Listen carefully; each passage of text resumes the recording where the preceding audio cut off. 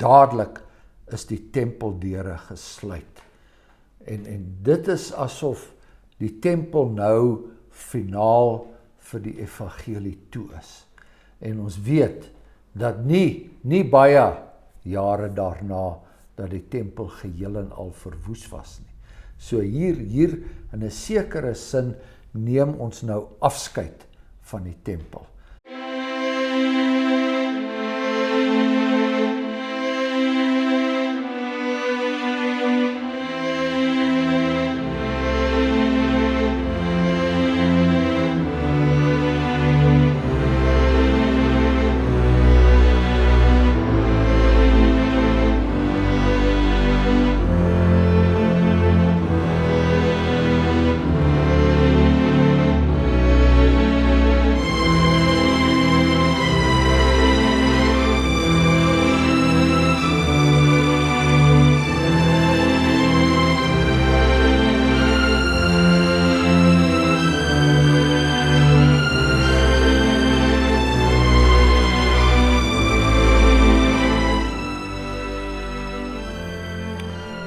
Kom ons bid saam.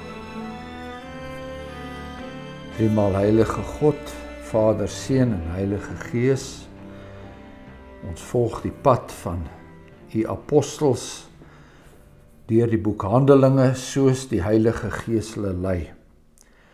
Met groot dankbaarheid, met die wete dat wat ons ook al oorkom in hierdie tyd en met hierdie bestel, dat die Heilige Gees nog steeds aan die werk is.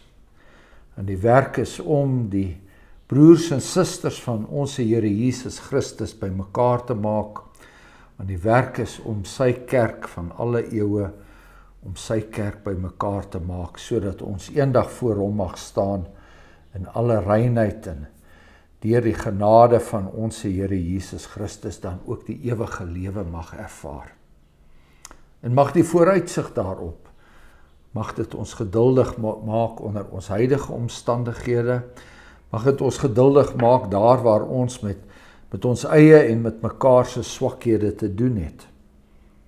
Ons bid ook, Hemelse Vader, dat hierdie woord mag uitgaan, oral in die wêreld, by al die volke, al die tale, al die nasies, dat hierdie woord sal uitkom, en dat U, wat alles bepaal het, voor die grondlegging van die wêreld, dat U daardeur ook U kinders in die huis by mekaar sal bring. Ons vra dit in die naam van ons Here Jesus Christus. Amen. Goed, so ons het nou tot dusver het ons die hele aanloop gehad van die apostel Paulus se reis na Jerusalem, hoe hy 'n diakonale bydra vir die gemeente in Jerusalem by mekaar gemaak het, hoe hy langs die pad verskillende ervarings gehad het, onder andere die baie duidelike waarskuwing dat daar vir hom groot probleme in Jerusalem wag. Kom ons lees vanaf vers 17. En toe ons in Jerusalem aankom, en die broeders ons met blydskap ontvang. En op die volgende dag het Paulus saam met ons na Jakobus se huis gegaan, en al die ouderlinge was daar teenwoordig. En nadat hy hulle gegroet het, het hy van stuk tot stuk vertel wat God onder die heidene deur sy diens gedoen het. En toe hulle dit hoor, het hulle die Here verheerlik en vir hom gesê, U sien, broeder, hoeveel duisende Jode daar is wat gelowig geword het, en almal is ywerraars vir die wet. En hulle is aangaande U vertel dat U al die Jode onder die heidene leer om van Moses afvallig te word deur te sê dat hulle die kinders nie moet besny nie en ook nie volgens die sedes moet wandel nie. Wat staan ons dan te doen? Dit is dringend nodig dat die menigte by mekaar kom, want hulle sal hoor dat U gekom het. Doen dan wat ons vir U sê. Ons het 4 manne wat 'n gelofte gedoen het. Neem hulle en heilig U saam met hulle en betaal die koste vir hulle, sodat hulle hul hoofde kan skeer en almal kan weet dat daar niks is in wat van U vertel word nie, maar dat U self ook wandel as een wat die wet onderhou. Wat egter die gelowiges uit die heidene betref, het ons geskrywe en besluit dat hulle niks van die aard moet onderhou nie, maar hulle net moet onthou van afgodsoffers en bloed en van wat verwrig is en van hoerery. Toe het Paulus die manne geneem en op die volgende dag hom saam met hulle geheilig en in die tempel gegaan om bekend te maak dat die dae van die heiliging sou voortduur totdat die offer vir elkeen van hulle gebring sou word. Maar toe die 7 dae byna verby was, het die Jode van Asië hom in die tempel gesien en die hele skare oproerig gemaak en die hande aan hom geslaan. En geskree, Israeliete, help! Dit is die man wat oral aan almal dinge leer teen die volk en die wet en hierdie plek. Hy het ook nog Grieke in die tempel gebring in hierdie plek ontheilig.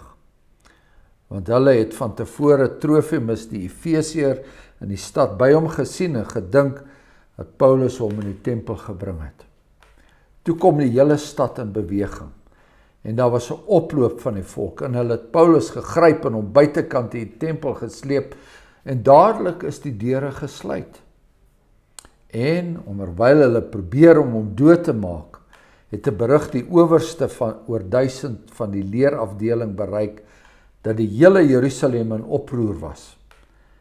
En hy het met eens soldate en hoofmanne oor 100 geneem en afgehardloop na hulle, en toe hulle die owerste oor 1000 en die soldate sien, het hulle opgehou om Paulus te slaan. Daarop kom die owerste oor 1000 nader en neem hom gevange en gee bevel dat hy met 2 kettinge geboei moet word. En hy het gevra wie hy was en wat hy gedoen het. En onder die skare het sommige dit en ander iets anders geskreeu, en omdat hy weens die rumoer geen sekerheid kon verkry nie, het hy bevel gegee dat hy na die kamp gebring moes word. En toe hy op die trappe kom, moes hy deur die soldate gedra word weens die geweld van die skare. Want die menigte van die volk het gevolg en geskreeu, weg met hom. En net toe hy in die kamp gebring sou word, vra Paulus die owerste oor 1000. Is dit my geoorloof om iets vir u te sê? En hy sê vir hom, ken jy Grieks? Is jy dan nie die Egiptenaar wat 'n tyd gelede oproer gemaak het en die 4000 rowers na die woestyn uitgelei het nie?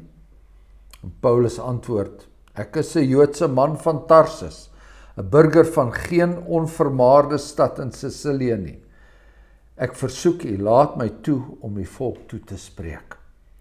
En toe hy dit toegelaat het, gaan Paulus op die trappe staan en wink met die hand vir die volk, en nadat daar 'n groot stilte gekom het, het hy hulle in die Hebreëse taal toegespreek en gesê. So daar gaan ons nou eers vandag ophou. Ek hoop ons kan al hierdie dinge wat ons hierso gelees het, behoorlik behandel en deur die Here se genade verklaar. En toe ons in Jerusalem aankom, nou in Jerusalem is daar 3 probleme wat op die apostel Paulus wag. Daar is die Jode wat gelowig geword het, wat in Jerusalem gebly het, die gemeente van Jode wat daar in Jerusalem was, onder leiding van Jakobus, die broer van die Here Jesus Christus. En hy was nou nie dieselfde Jakobus wat ons nou van lees in die evangelies nie. Daardie een het ons al hier al reeds in Handelinge 12 gelees, was deur Herodes onthoof. Hierdie is die broer van die Here Jesus Christus, wat eers later as die apostels tot geloof gekom het, en homself toe as 'n baie sterk leier daar in Jerusalem se gemeente geopenbaar het. Maar dit is nie net hy nie, en ons lees hier ook, daar is ook die ouderlinge, so kom ons sê maar die dominee en die ouderlinge wat vir Paulus hulle hier ontvang. En hulle is daar aan die stuur van die mees, kom ons sê, behoudende gemeente onder die destydse Christelike gelowiges. Dit is hulle wat nog baie van die Joodse tradisies met hulle het, en dit is vir hulle belangrik dat daardie dinge nie net sommer omver gegooi word nie. En hulle het nou te doen met Paulus, wat self eers, soos hy dit stel in sy brief aan die Filippense, self eers 'n yveraar vir die wet was. Met ander woorde, die wet in die breë sin van die woord, synde alles wat oorgelewer is uit die Ou Testament, maar ook besonderse gebruike en so meer wat met die tyd ingekom het, sommige daarvan ook nie eers in die Bybel self nie, maar dat hy was 'n yveraar vir die wet. En hier kom hy nou in Jerusalem, en hy kom nou onder hierdie broeders wat self, soos ons hier lees, yveraars vir die wet is. Hulle het tot geloof gekom, hulle het die Here Jesus Christus as Messias aanvaar, maar hulle hou nog vas aan die dinge wat voorgeskryf was deur die destydse leermeesters, die rabbies in Israel, maar ook natuurlik wat in die wet van Moses staan.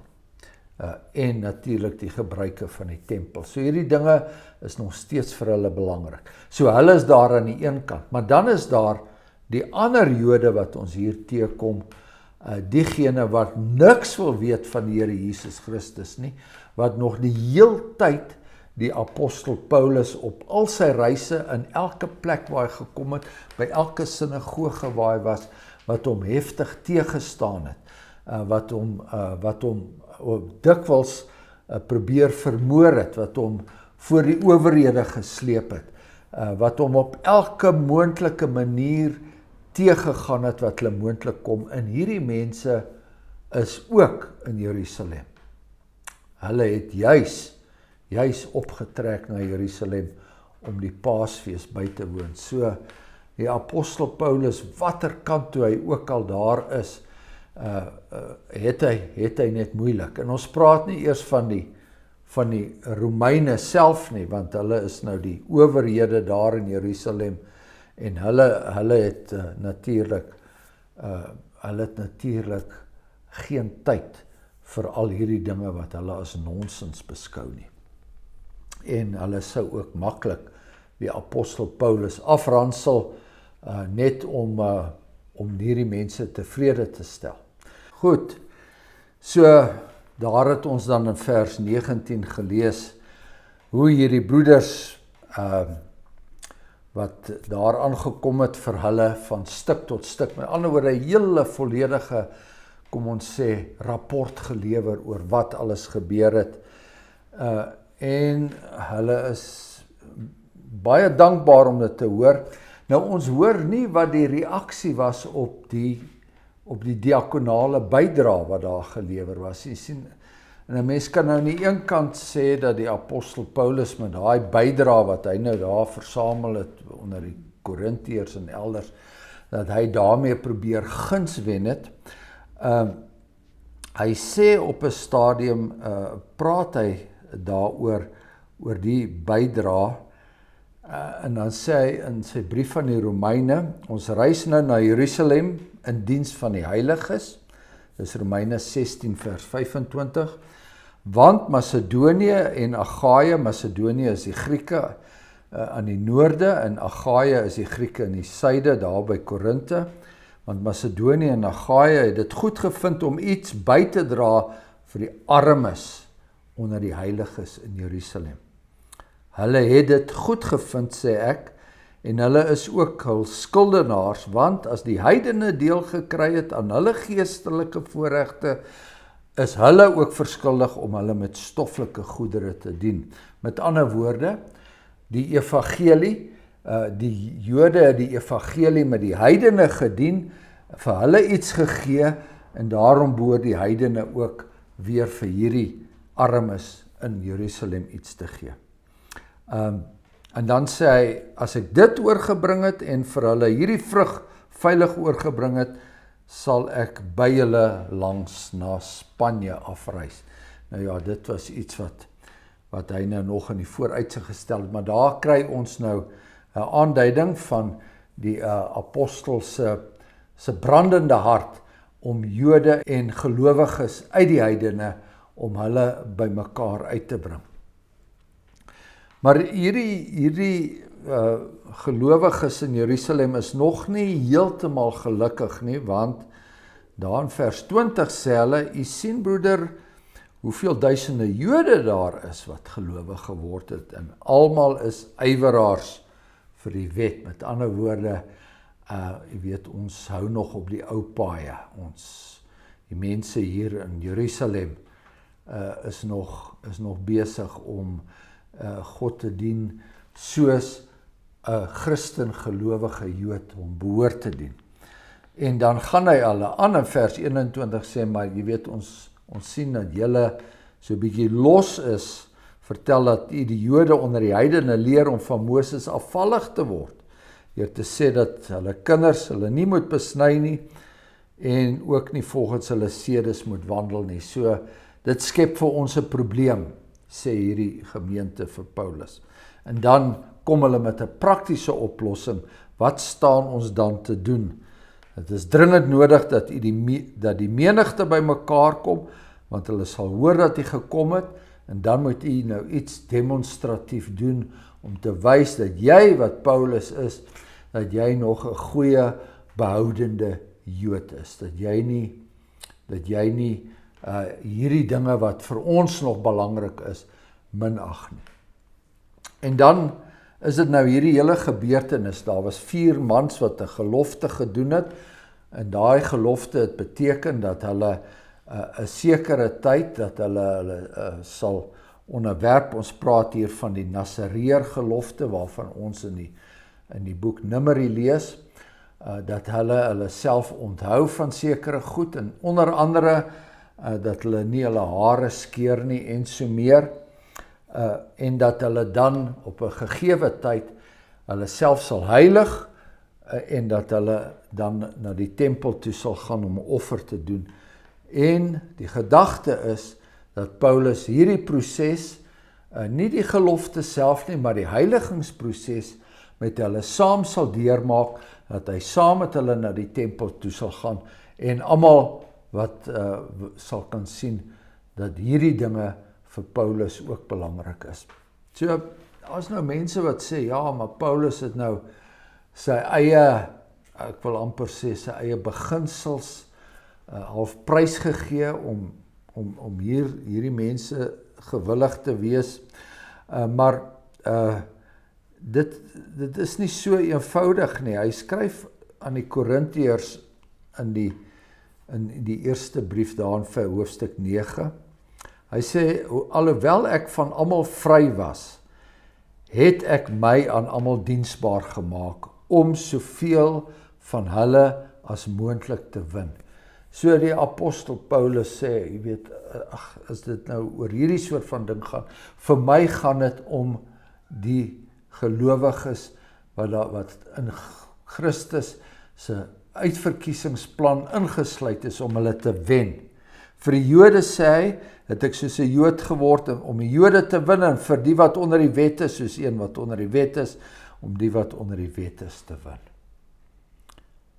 En vir die wat sonder die wet is, soos een sonder die wet. Al is ek nie sonder die wet van God nie, maar onder die wet van Christus. En daar gee hy 'n baie belangrike aanduiding van waar sy prioriteite lê. Om die wat sonder die wet is te win. So, tot vandag toe is hierdie hele kwessie maar nog steeds 'n probleem. Tot watter mate moet ons die Ou Testamentiese wette tot op die letter nog steeds uitvoer, en ons het al hieroor gepraat, die sogenaamde Hebrew Roots Movement, wat baie van hierdie dinge wil terugbring.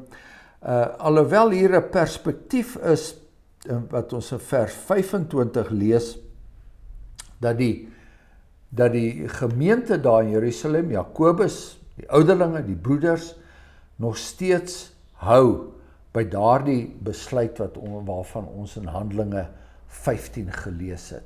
En dit is dat die heidene, die Grieke wat tot bekering kom, hoef hulle nie te laat besny nie.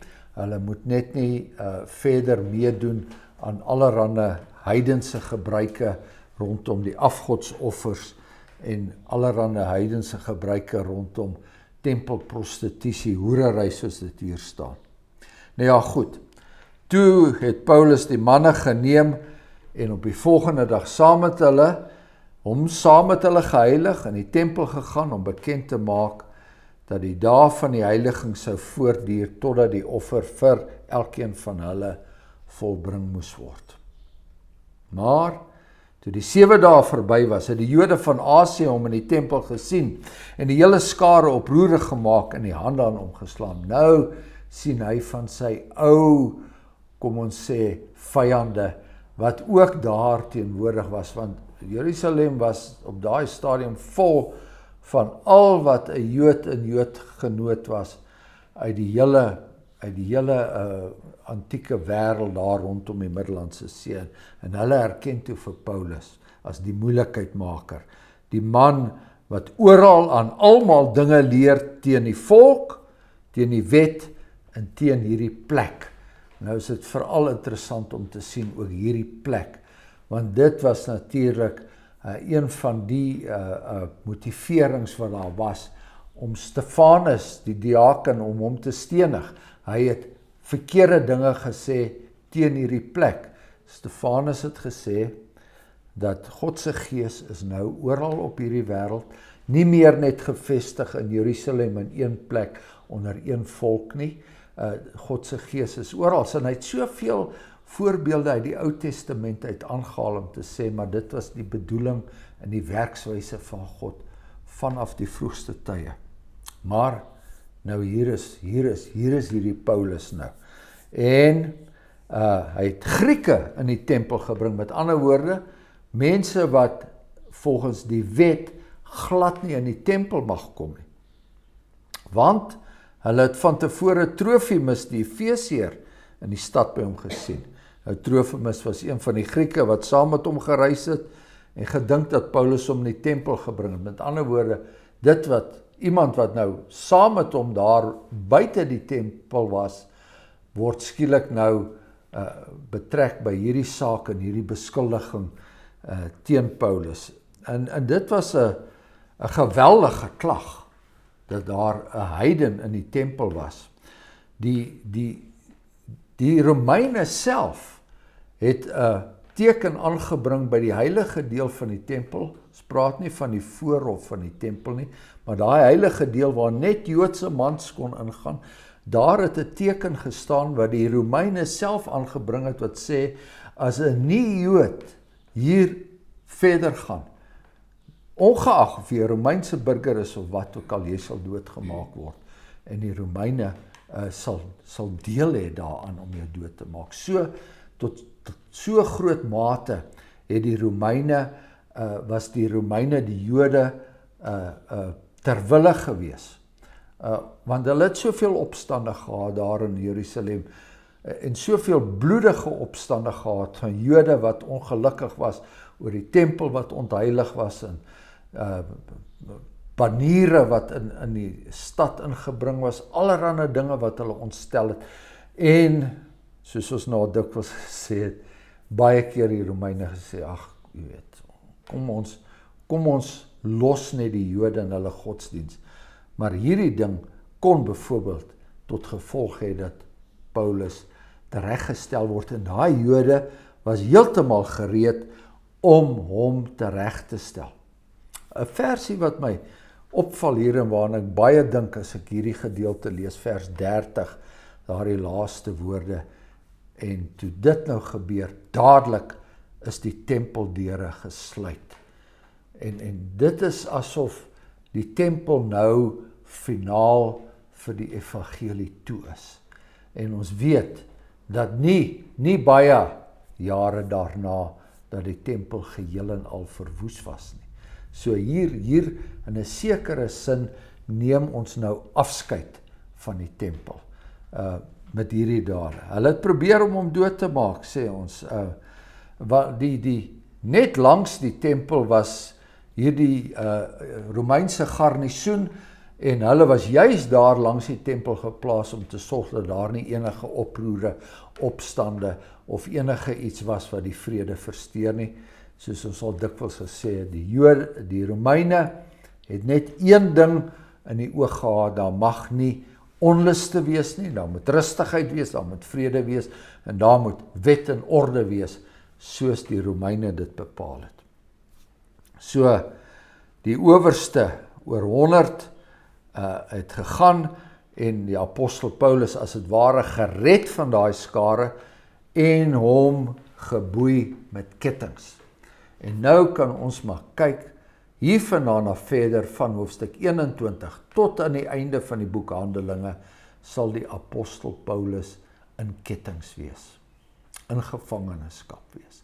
Hiervandaan af verder, en dit was nie 'n kort tydjie nie, was hy vir die res van sy bediening, het hy dit alles gedoen terwyl hy in kettings was. Hier begin die periode in sy lewe waar hy nooit weer totale vryheid sou gehad het nie. En soveel van sy briewe wat hy daarna geskryf het, beskryf hy homself dan as die apostel in kettings.